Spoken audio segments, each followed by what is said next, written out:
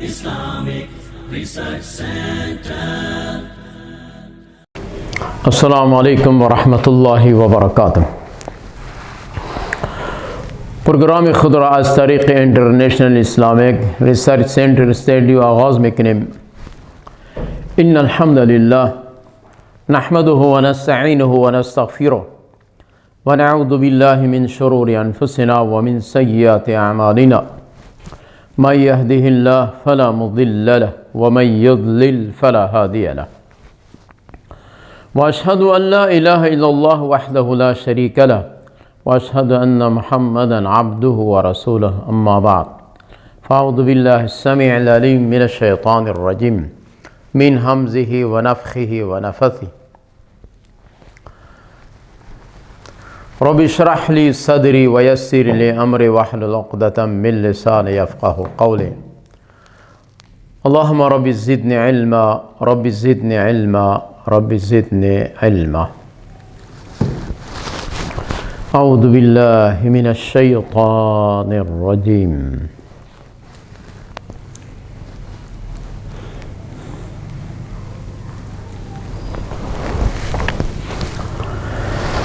वक़ालतिल यहूदु लैसतिन नसारा अला शैइन वक़ालतिन नसारा लैसतिल यहूदु अला शैइन वहुम यतलूनल किताब कज़ालिक क़ालल्लज़ीन ला यअलमून मिस्ल क़ौलिहिम फ़ल्लाहु यहकुमु बैनहुम यौमल क़ियामति फ़ीमा कानू फ़ीहि यख्तलिफ़ून। वमन अज़्लमु मिम्मन मनअ मसाजिदल्लाहि अन युज़करा फ़ीहा इस्मुहु वसअा फ़ी ख़राबिहा उलाइक मा कान लहुम अन यदख़ुलूहा इल्ला ख़ाइफ़ीन लहुम फ़िद्दुनिया ख़िज़्युन व लहुम फ़िल आख़िरति अज़ाबुन अज़ीम।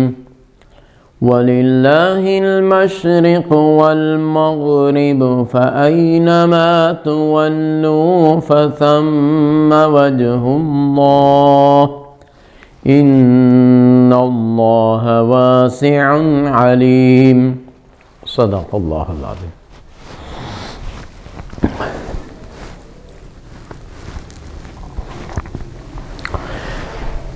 वमन अज़्लमु मिम्मन मनअ मसाजिदल्लाहि अन युज़करा फ़ीहा इस्मुहु वसअा फ़ी ख़राबिहा।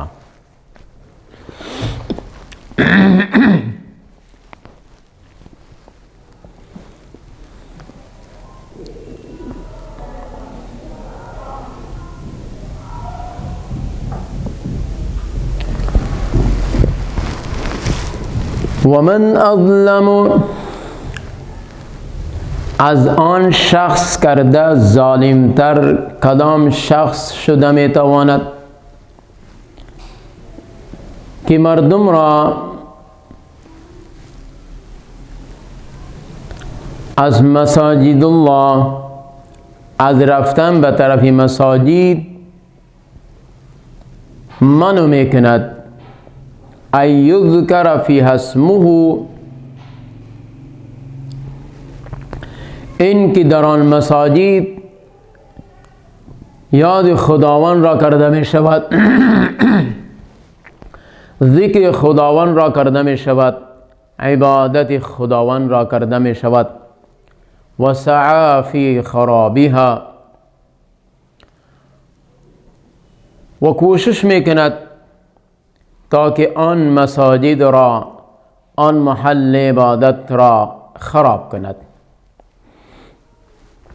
در خرابی ویرانی آن مساجد کوشش میکند مال جان صرف نظر میکند تا که مردم را از راه عبادت منع بسازد، باز دارد.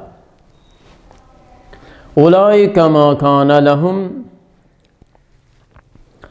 برای اینها لایق و مناسب نمی باشد ان یدخلوها، این که داخل شوند آن مساجد را، الا خائفین، مگر به ترس لرزان. لهم فی الدنیا خزی، برای اینها در دنیا رسوایی می باشد. و لهم فی الاخرة عذاب عظیم، و برای اینها، برای مانعین این اشخاص در آخرت عذاب کلان می باشد، بسیار بزرگ عذاب می باشد. ولله المشرق والمغرب، برای خداوند می باشد مشرق و مغرب، مالک مشرق و مغرب، ملکیت مشرق و مغرب از آن خداوند است. فاینما تولوا فثم وجه الله، پس هر طرفی که شما چهره خود را میگردانید، الله را موجود میابید.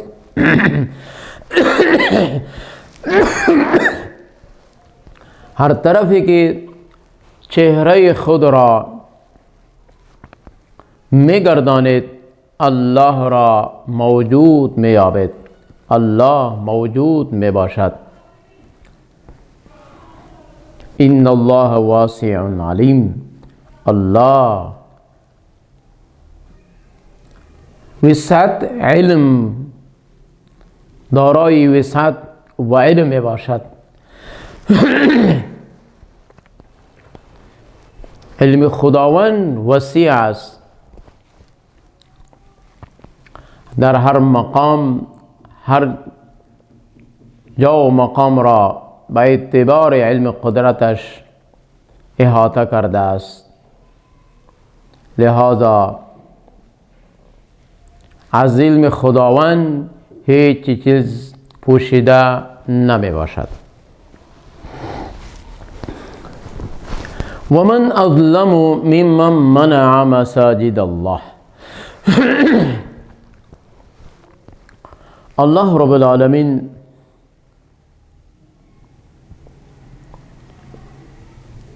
یک ظالمی را ذکر کرده است که ظلم این بسیار کلان می باشد. در دنیا هر قدر مظالم، ظالمها اگر وجود دارند، ظلم آنها به برابر چنین شخصی که مردم را از مساجد، از رفتن به طرف مساجد، از رفتن به طرف عبادت کردن در جا مقام مخصوص باز می‌دارن، منع میکنن، نمیگذارن که مردم بروند با آرامی و آسایش، براحت، سکون نماز بگذارن، عبادت خدا را بکنن، ذکر خدا را بکنن. علاوه از این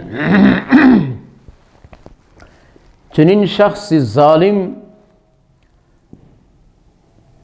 در خرابی، ویرانی، از بین بردن آن محل عبادتگاه می باشد. آن مساجد را می خواهد که از بین ببرد، خراب کند، مردم را پریشان می سازد، براحت می سازد. بدترین ظالم و کلانترین ظالم این چنین شخص می باشد. در این دو قول است.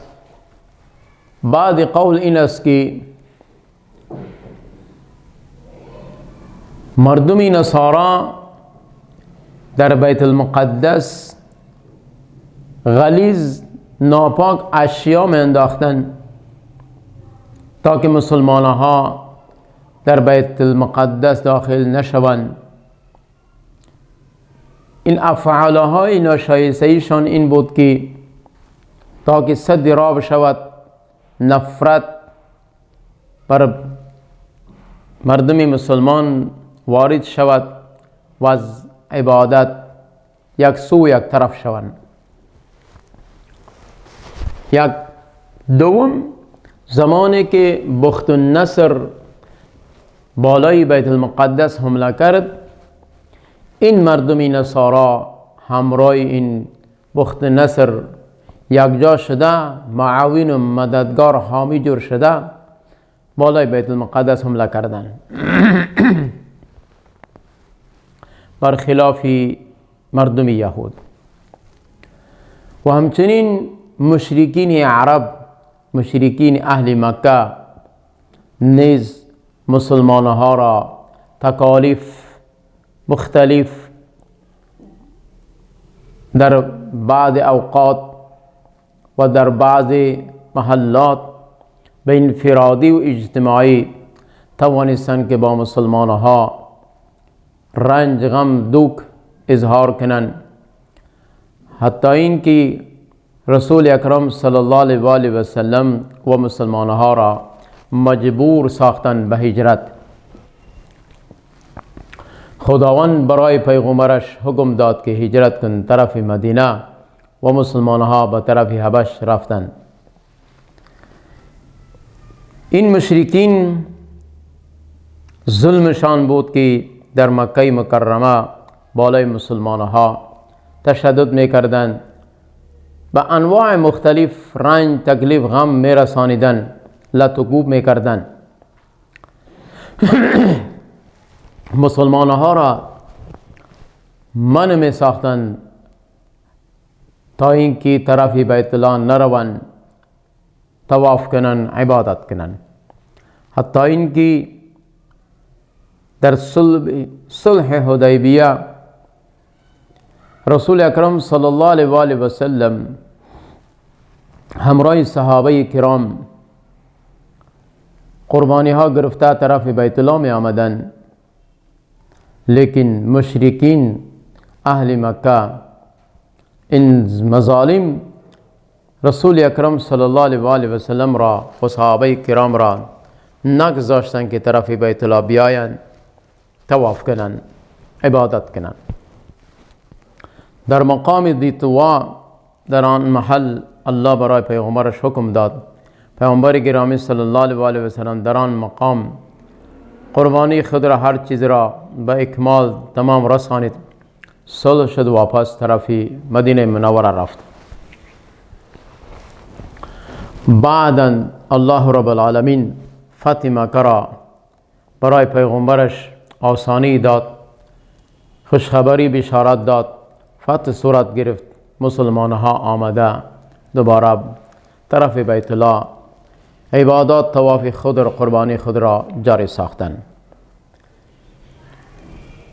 این ظلم مردم مشرکین بود که رسول اکرم صلی الله علیه و آله و سلم را و صحابه کرام را نگذاشتند که در بیت الله آمده طواف کنن، عبادت خدا را بکنن، قربانی بکنن. لہذا در سورت توبه الله رب العالمین ارشاد فرموده است که انما یعمر مساجد الله من آمن بالله والیوم الاخر. مشرک را خداوند در تعمیر بیت الله، در تعمیر مساجد، در تعمیر عبادت خانه که برای رضای خداوند تعمیر شود، جور شود، اجازه و حکم نداده.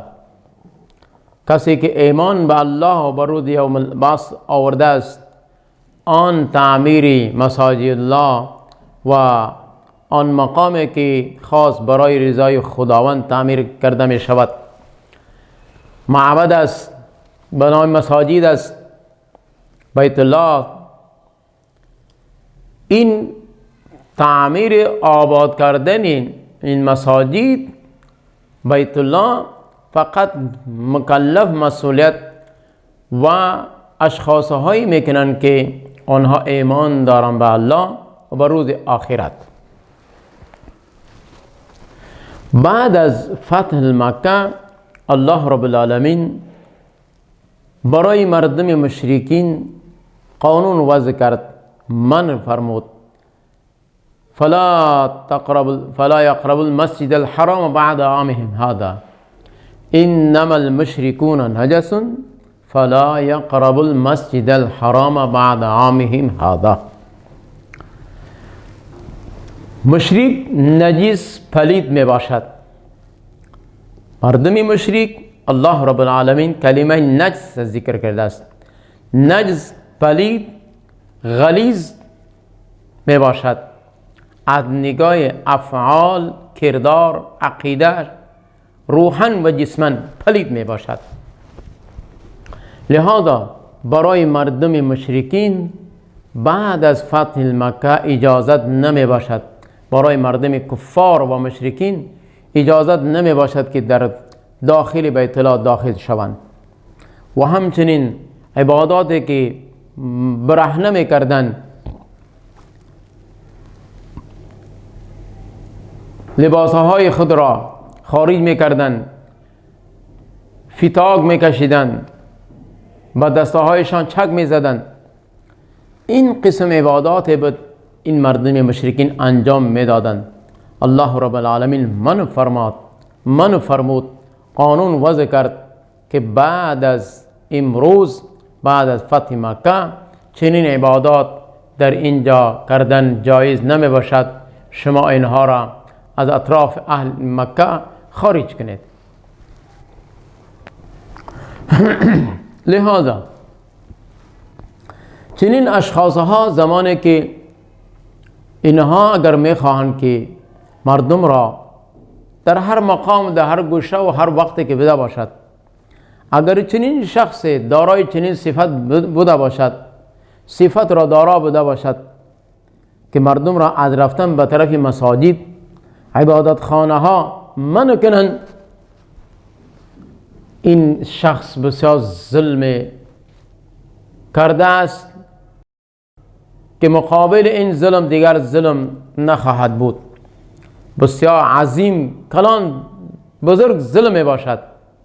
باید انسان خودداری کند از چنین محل مقامات، از چنین ظلم استبداد، یک سو یک طرف شود، بپرهیزد. چرا که در مساجد فقط و فقط عبادت خداوند کرده می شود، ذکر اذکار خداوند کرده می شود. بحث مباحثه دنیایی، خرید فروخت، معاملات دنیایی در مساجد جایز نمی باشد. اگر هر شخصی که در مساجد مسائل دنیایی بحث تجارت میکند، یقینا خطا کرده است، گناه برایش ثابت می شود، وارد می شود. اگر یقین داشته باشه، علم داشته باشه که در مساجد چنین بحث های خنده و مذاق، قصه و کهانی جایز نمی باشد، اگر شخص یک چنین عمل میکند برایش خیلی گناه سنگین است، خطا کرده است. زمانی که برایش فهمید، بعد از فهمیدن باید که از چنین افعالها بپرهیزد، دیگر قصه و مذاق، تمسخر و بعض معاملات دنیایی را بحث مباحثه نکند. در مساجد عبادات خداوند، احکام، قوانین، اوامر، قضا، عدل، انصاف، این مسائل ها صورت میگیرد. حاکم وقت، امام وقت، پیشوای وقت مسائل مردم را حل کند با عدل، انصاف، با قضاوت، با کتاب خداوند و با سنت رسول اکرم صلی الله علیه و آله و سلم فیصله مردم را در میانشان با عدل، انصاف، قضاوت برحق انجام بدهد. در بعضی مقامها، در بعضی شهرها و دهاتها، قریه ها، بعضی اعمال، بعضی افعال وجود دارد. این از نگاهی به علمی، به فرهنگی مردم باشد و بعضی از آن اشخاصها کمتر علم دارند اما دیگر برادران از آن شخص کدام هیبت ترس نمی ورزند، نمی خورند. با گوشه چشمشان یک طرف شده با امو افعال معاملاتی روزمره خودشان اینها بحث مباحثشان جاری می باشد. در مساجد زمانی که انسان فرضی نماز را ادا کرد، اصلا مساجد مقام خاص می باشد با خاطر انجام دادن فرایض خمسه که باید مسلمان 5 وقت نماز فرضی را در مسجد رفته فرایض را با جماعت انجام بدهد، بخواند.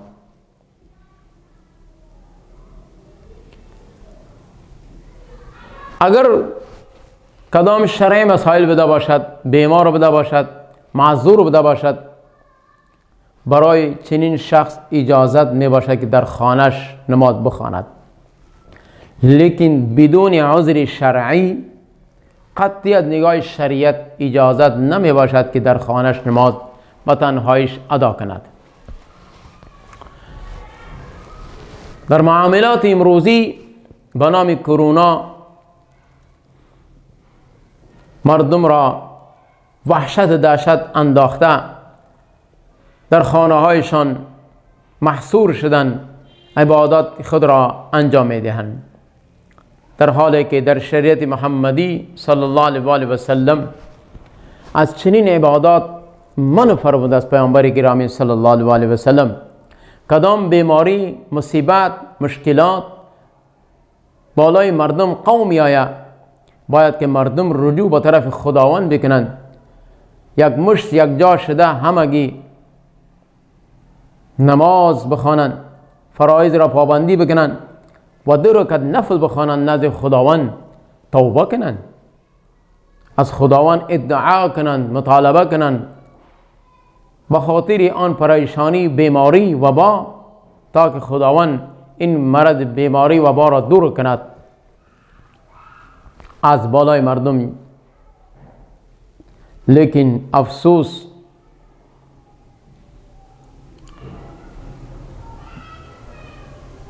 غیر مذاهب مسلمانها را از هر طرف توانستند که از عباداتشان دور بسازند.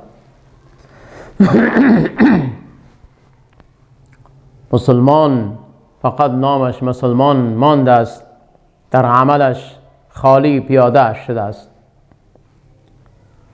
از نگاه شریعت، از نگاه عمل رسول اکرم صلی الله علیه و سلم، صحابه کرام باید در هر حالت، در هر وقت پریشانی، مصیبت، غم، اندوه، وبا، باید که انسان طرف خداوند رجوع کند، به اتفاق اتحاد همبستگی نزد خداوند التجا و تواضع، خشوع، انکساری را ظاهر کنند تا که خداوند چنین پریشانی و با بیماری را دور بسازد. در آیت دومگی ولله المشرق والمغرب خداوند ارشاد می فرماید که مشرق مغرب برای خداوند می باشد. به این معنا مالک شرق غرب، تصرفات شرق غرب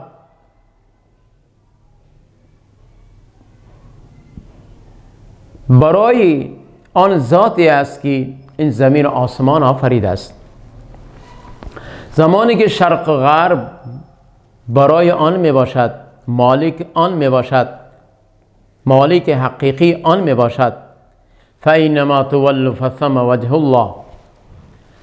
در این صورت انسان در هر گوشه و کناری که بده باشد، زمانی که نماز میگذارد، اگر چهرش هر طرفی که بده باشد، خداوند را موجود می‌یابد.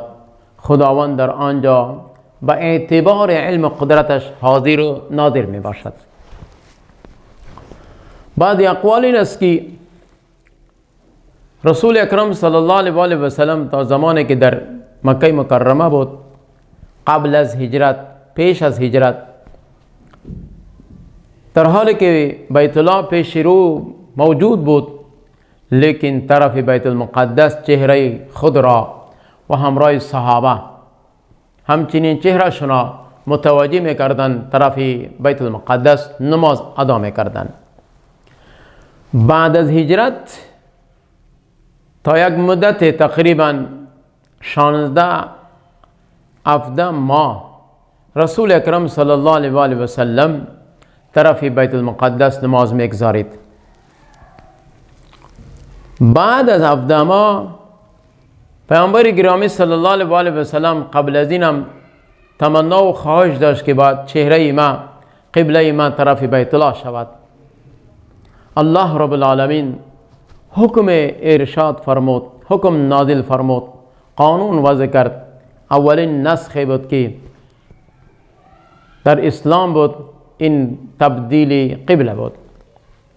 الله بر رسولش حکم داد که چهره خود را طرف بیت الله بگردانید. زمانی که پیامبر گرامی صلی الله علیه و سلم همراه صحابه کرام چهره خود را طرف بیت الله متوجه کن، گرداندن، نماز ادا کردن شروع کردن، مردم یهود و منافقین اینها استهزاء و تمسخر، قیل قال، الفاظهای ناشایسته در شأن رسول اکرم صلی الله علیه و سلم و مسلمانها استعمال کردن، در میان مردم پروپاگاند را شروع کردند که این چطور رسول است و این چی اسلام است که بعد وقت طرف بیت المقدس، بعد وقت طرف بیت الله. خداوند ارشاد فرمود و فرستاد ولله المشرق والمغرب، مالک حقیقی متصرف فی الامور والاشیاء، ما فوق الاسباب ما تحت الاسباب. شرق غرب را مالک الله می باشد، ملکیت الله می باشد. هر طرفی که خداوند حکم کند پیغمبرش را، مسلمانها در حکم خداوند سرکشی نمیتوانند پیغمبرش بکند و کسی را اجازت نمی باشد که در حکم خداوند قیل قال تحریف کند. قسمی که مردم یهود و نصارا در تورات و انجیل تحریف کردند، در الفاظ معانی رد بدل کردند. این دین اسلام دینی مضبوط محکم می باشد. الله برای پیغمبرش چنین حکم قانون جاری کرد که در این کسی اعتراض کرده نمیتواند. یک مسئله این است: فاینما تولوا فثم وجه الله ان الله واسع علیم. بعد اقوال این است که انسان در سفر بوده باشد یا در محل محاربه جهاد، در چنین حالت برای این اشخاصها، این مردم مسافرین مجاهدین معلوم نیست که قبله کدام طرف می باشد. از طرفی رو اگر امکان بده باشد، از طرف شب معلوم نمی شود. لہذا در شریعت الله برای پیغمبرش و مسلمانها انتهایی آسانی و بسیار سهولت قانون وضع کرد که هر طرفی که شما چهره خود را متوجه میکنید، میگردانید، نماز میخوانید، در آنجا خداوند را موجود مییابید. خداوند موجود میباشد به اعتبار علم و قدرتش. لہذا اعمال شما ضایع نمیشود. بعض روایات هست که صحابه کرام همراه رسول اکرم صلی الله علیه و سلم کجای سفر کردن، شب تاریک شد، معلوم نبود که قبله کدام طرف است. صحابه کرام در همون شب نمازهایشون را ادا کردن و در امو محل مقامی که اینا عبادت کردن یک خط کشیدن، خطاها کشیدن تا که از طرف روز ببینیم که ما طرف قبله نماز ادا کردیم یا غیر قبله. زمانی که روز شد روشن شد دیدن که خطاهایی که ما کشیدیم نماز خواندیم این طرف قبله نمی باشد. لہذا بعض اقوال صحیح قول این است که اگر چنین موقع چنین حالت بالای مسلمان ها می آید، هر طرفی که اینها نماز می خوانند نمازهایشان را دوباره واپس نکنند، عود نکنند، دوباره نخوانند، بلکه هر طرفی که نماز خواندن نمازهایشان قابل قبول می باشند.